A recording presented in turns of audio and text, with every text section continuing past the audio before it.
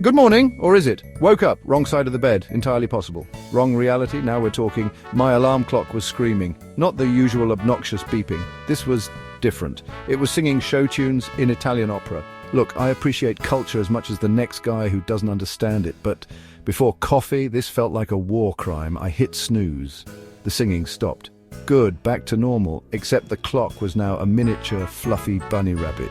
It twitched its nose at me. I stared back. I blinked. Yep, still a bunny.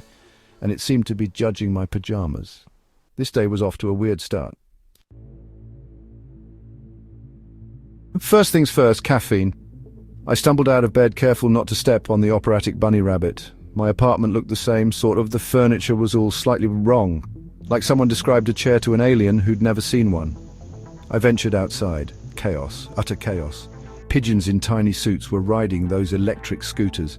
A group of squirrels was having a heated debate about cryptocurrency, and the traffic lights, gone, replaced by a mime juggling rubber chickens. I just needed coffee. I found a coffee shop. Not my usual spot, but it had a door and the promise of caffeine. I entered, ready for anything, except...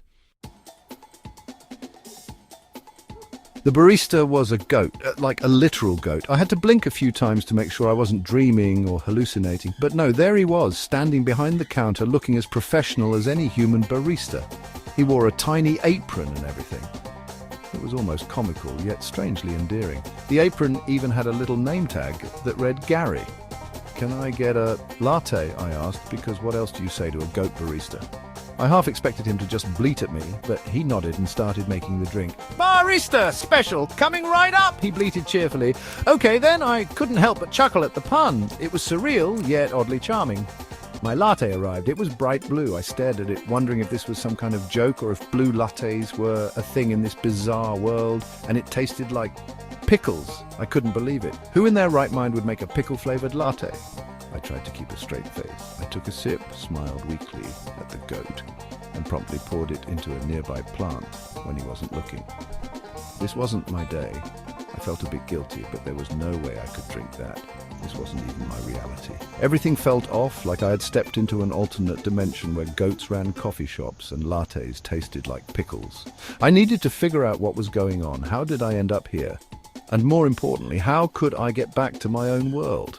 I left the coffee shop, tripping over a mime arguing with a parking meter. Where was I? This place was getting weirder by the minute. And more importantly, how did I get back to a world with normal coffee? I needed to find some answers, and fast. Wandering aimlessly, I bumped into me? But not really me. It was like looking into a mirror, but not just any mirror.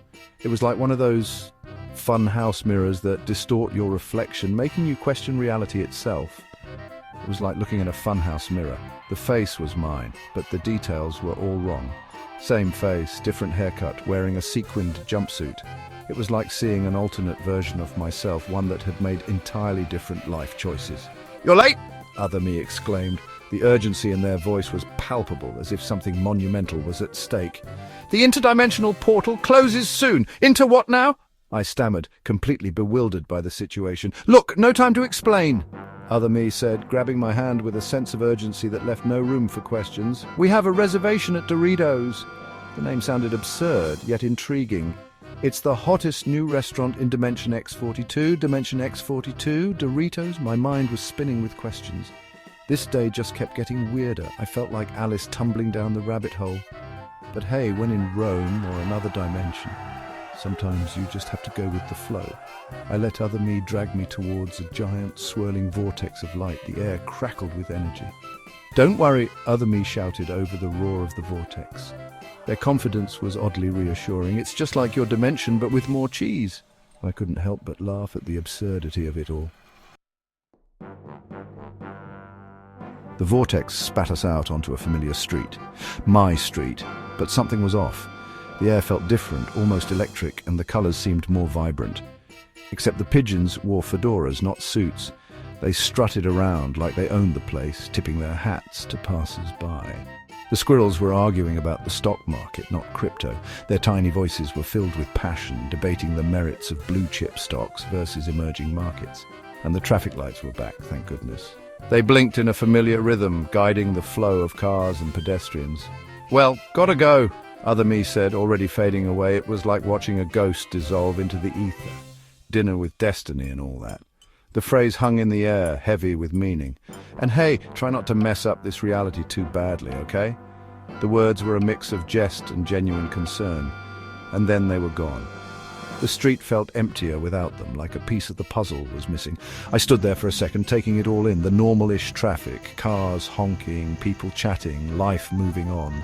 The non-blue, non-pickle-flavoured latte in my hand. It was warm and comforting, a small piece of normalcy. Maybe it had all been a dream, a wild, fantastical dream that felt too real to be just a figment of my imagination. A very vivid, very strange dream. Then my phone rang. It was my alarm. The sound jolted me back to reality. And it was singing opera. The melodious notes filled the air, adding to the surreal atmosphere. In Italian, I sighed. Some things never change, even in alternate realities. The more things change, the more they stay the same.